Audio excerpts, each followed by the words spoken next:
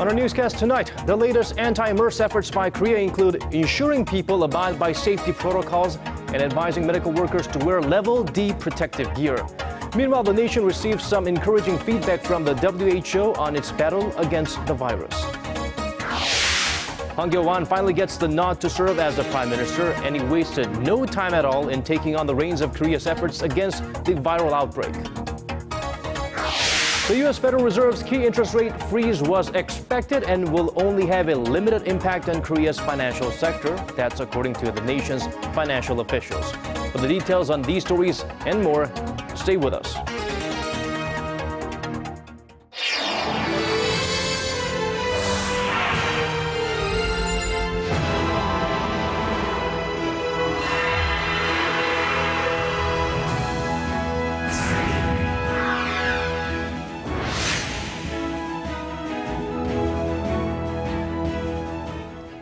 Hello and welcome to Primetime News on this Thursday, June 18th. I'm Daniel Che. And I'm Hwang Jie. Thank you for joining us.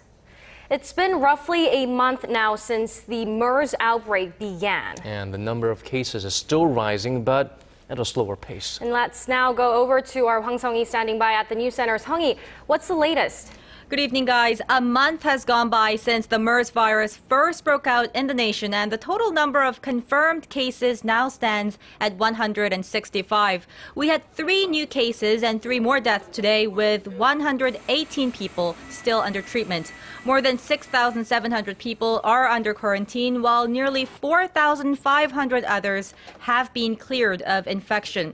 Now, the good news is that there have been signs that the outbreak, which is the largest outside of Saudi Arabia, may be slowing down. The daily number of new cases dropped to the single digits this week, and the 3 reported today is the lowest number this month. Well, Sonia, I heard that a lot of people on the front line of this viral battle, the medical staff, are being diagnosed with MERS. Well, that's right. Nearly 20% of the total number of MERS patients are medical staff members. And in fact, 2 of the 3 new patients reported today are nurses at local hospitals. The numbers are potentially hinting at medical staff as major culprits for the spread of the virus as they come in contact with other patients. Now, you have to remember that all of the infections in Korea have taken place in healthcare facilities. 3 hospitals have been partially shut down and 2 have been locked down with patients and medical staff inside. Now, another thing to note is that a patient was found to have traveled to the country's southern resort island of Jeju after being infected with the virus, but before he was diagnosed. However, Hotel Shilla, which is where the patient was staying, has suspended its business on Jeju Island until concerns over the MERS virus are dispelled. Still, the head of the World Health Organization gave an optimistic outlook about the MERS outbreak here in Korea. That's right, yes. WHO Director General Margaret Chan held a news conference in Seoul earlier today as she begins her 3-day trip in the country. Now, there she gave her assessment of the situation here in Korea. Take a listen. Our current assessment of the MERS situation in this country is the government is now on a very good footing. The response of the health authority has been exemplary. The MERS outbreak in ROK can be stopped, although it may take a little longer than everyone would like to see. Nevertheless, the general public is still very concerned about the virus, with many choosing to stay home rather than venturing outdoors. Back to you. Well, thank you so much for that report, Sang-hee. Moving on, businesses hit with plummeting revenue because of the outbreak will be able to file for low-interest loans starting next month. The Bank of Korea said today it will provide around $600 million in loans to small and mid-sized enterprises at an annual interest rate between 0.5 and 1%.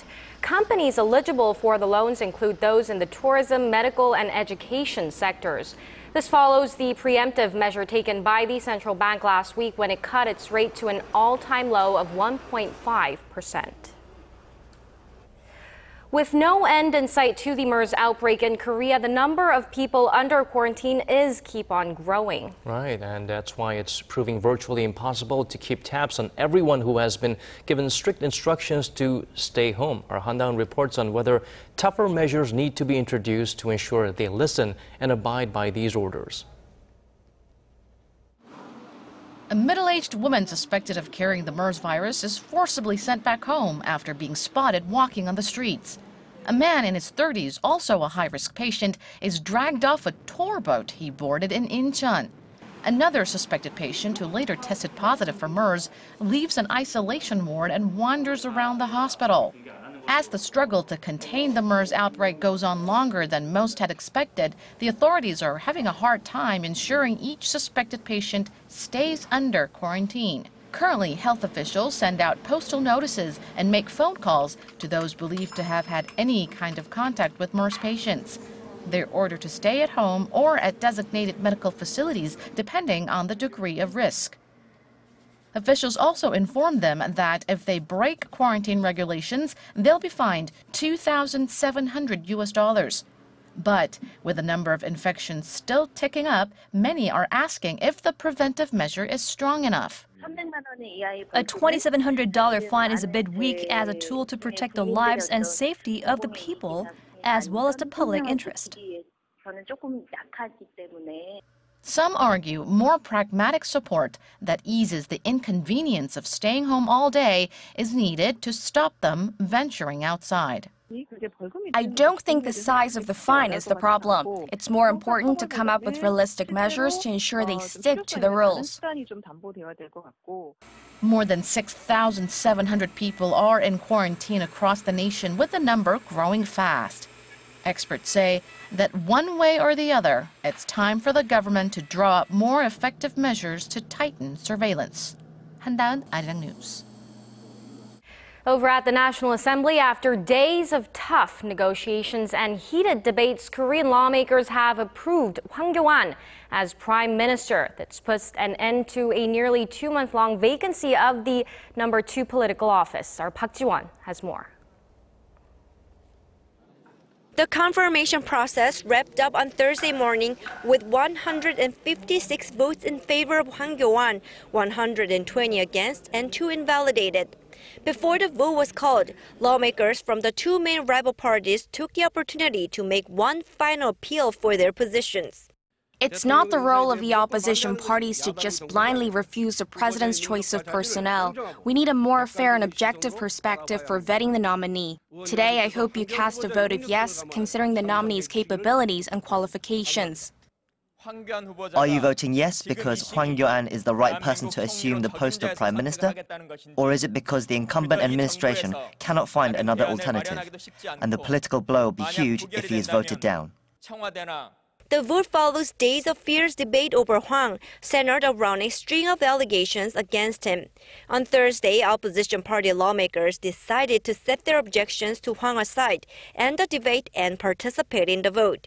The party was apparently concerned about the public response to the ongoing debate, worrying that people would feel that they were interfering too much in state affairs, especially amid the MERS outbreak.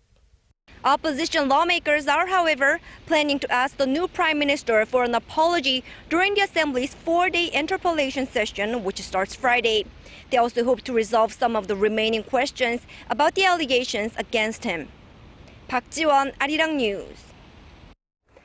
And the new prime minister wasted no time checking up on the country's MERS response. Immediately after being officially appointed by President Park and Abe earlier today, Hwang Kyo-ahn visited the National Medical Center, which is at the forefront of quarantine and treatment of MERS patients. Regarding the ongoing public anxiety over the outbreak, Hwang said he feels heavy responsibility and vowed to spearhead the country's efforts to eradicate the virus. Presiding the government's MERS response meeting, the prime minister said he will work overtime to be steps ahead of the outbreak and to ultimately wipe out the virus. He added hospitals that fail to mismanage infection routes and suspected patients will be forced to shut down. Korea's presidential office says it's unlikely that President Park and Abe and Japanese Prime Minister Shinzo Abe will attend upcoming ceremonies to mark the 50th anniversary of the two countries' normalized ties. According to President Park's spokesperson, the two leaders are not expected to attend receptions hosted by each other's embassies on June 22nd. Instead, they are expected to send personal messages. A Japanese media reported Fukushiro Nukaga, the chairman of the Japan-Korea Parliamentarians Union, will attend the event in Seoul as Abe's special envoy. The spokesperson said that's possible, but he cannot confirm whether Nukaga will pay a courtesy call to President Park. And it appears North Korea's top diplomat visited China with no prior notice. According to Seoul's Yonhap News Agency, North Korean Foreign Minister Ri Su-yong was seen leaving the Beijing Capital International Airport by a Japanese reporter on Thursday. The reason for his visit remains unknown. An official at Seoul's foreign ministry said that since Ri is scheduled to be in Africa next week, it's likely that he is just transferring between flights in Beijing. North Korea has been extending its diplomacy to Africa to counter international sanctions related to its human rights record.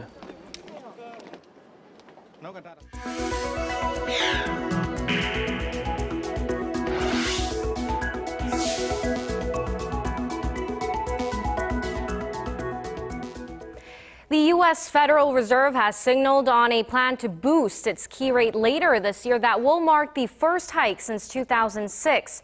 This as the Fed officials have agreed to leave the rate at near zero for now, and how the latest decision could impact the Korean economy. We have our Kwon-soo-ah. The U.S. Federal Reserve has decided to keep its key interest rate steady again at near zero.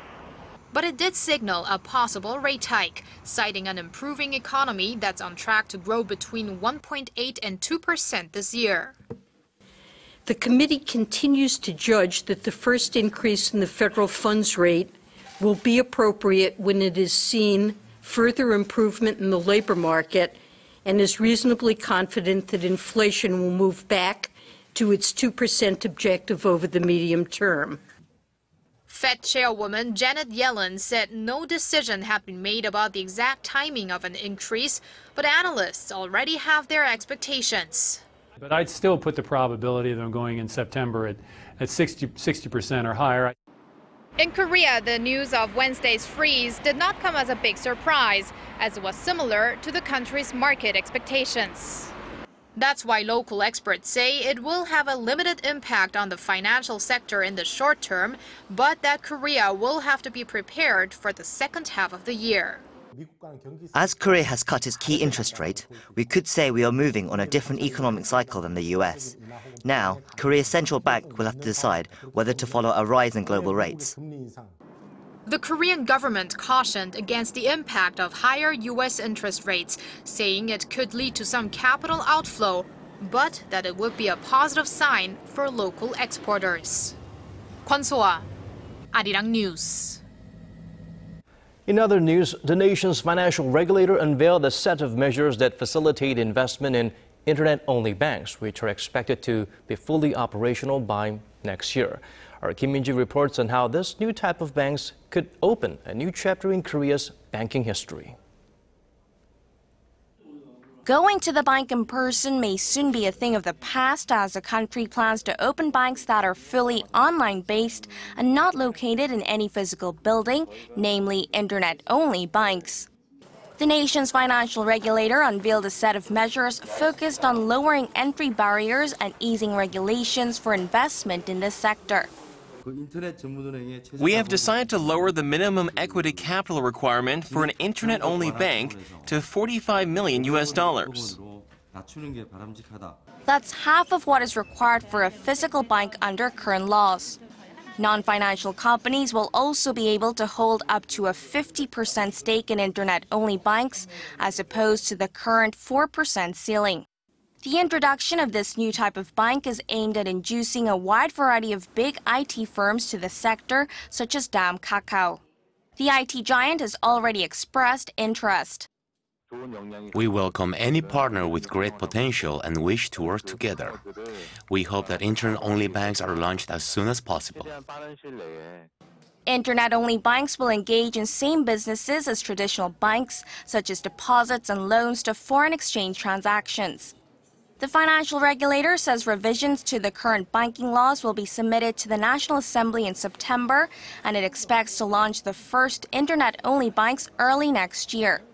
However, due to privacy concerns and with internet and mobile banking already in full swing in Korea, some are raising eyebrows as to whether this type of bank will be successful or not. Kim Min-ji, Arirang News. If you're a daily passenger of public transportation here in Seoul, you might want to take a careful listen to this.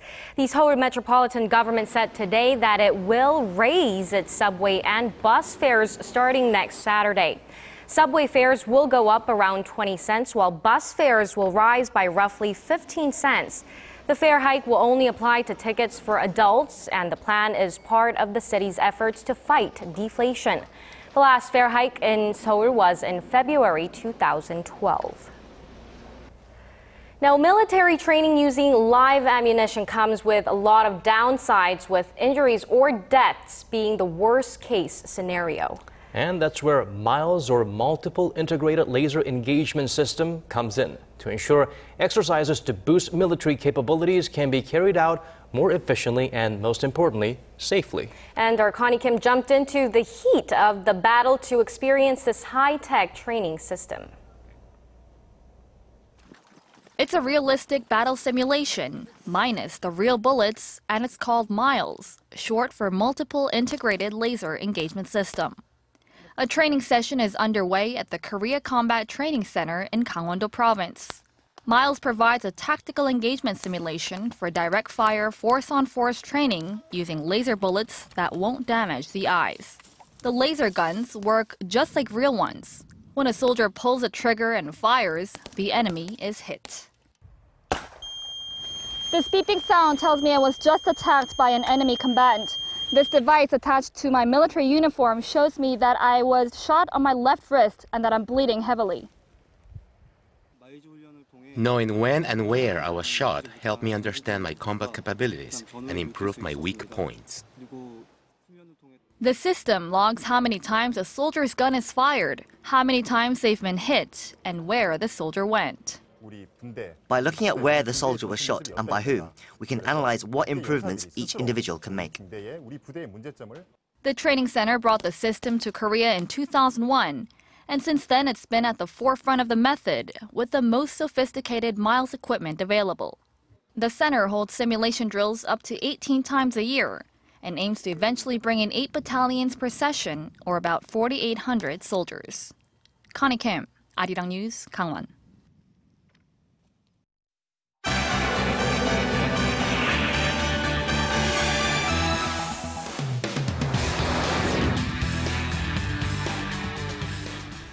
And for the top international headlines, we connect now to our Paul E. at the News Center. Our focus today, a deadly shooting spree in the U.S. kills 9 people. Hong Kong rejects Beijing's democratic reforms, and Pope Francis calls on the world to fight climate change. But Paul, let's begin in the U.S. state of South Carolina. At least 9 deaths have been confirmed following a shocking attack on an African-American church.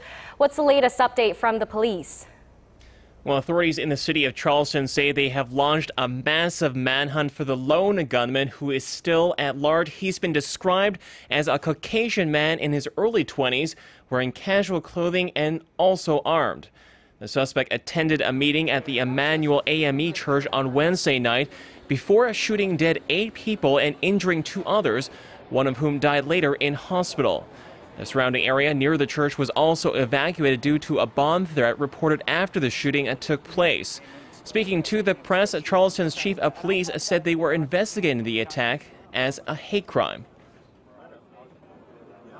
We are looking for a white male, approximately 21 years old, sandy blonde hair, and he obviously is extremely dangerous. And what we are asking that if anyone in the community has information about this particular individual, that he contact law enforcement immediately.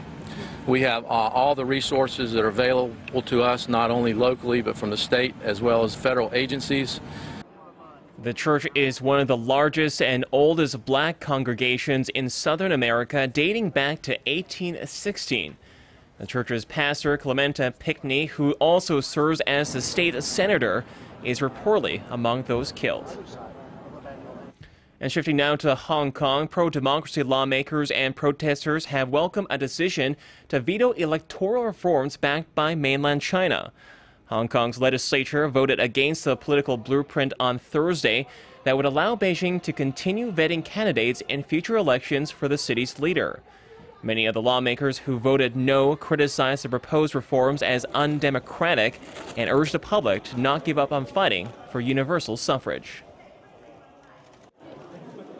The message that we are sending to the Central People's Government and the SAR government is that Hong Kong people would not want to take on this fake democratic package. We do not want our votes to be used to legitimize a pre-vetting system. Hong Kong's chief executive C.Y. Leung denounced the political reform veto as disappointing, saying it goes against the wishes of the majority. The Chinese Foreign Ministry also expressed regret as it poses a direct threat to Beijing's influence over the city-state. And finally, Pope Francis has dived into the climate change debate by demanding swift action to save the planet from environmental disaster. On Thursday, the Vatican released the first papal teaching document dedicated to the environment.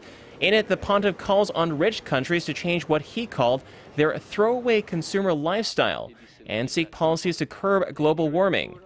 The move has plunged the Catholic Church into political controversy as it faces opposition at home and abroad. But certainly there are enemies against Pope Francis within the church and outside of the church, and especially now we see some political circles or business circles who say the church has not to deal with such issues. It has to be out of these issues. The letter or encyclical is traditionally directed to the some 1.2 billion Catholics worldwide. However, pundits say Francis is now targeting a much wider audience. Despite the dire warnings, he also offered a message of hope that humanity is still capable of building a common home. And that wraps up our look at international stories for now. I'll see you back here tomorrow night.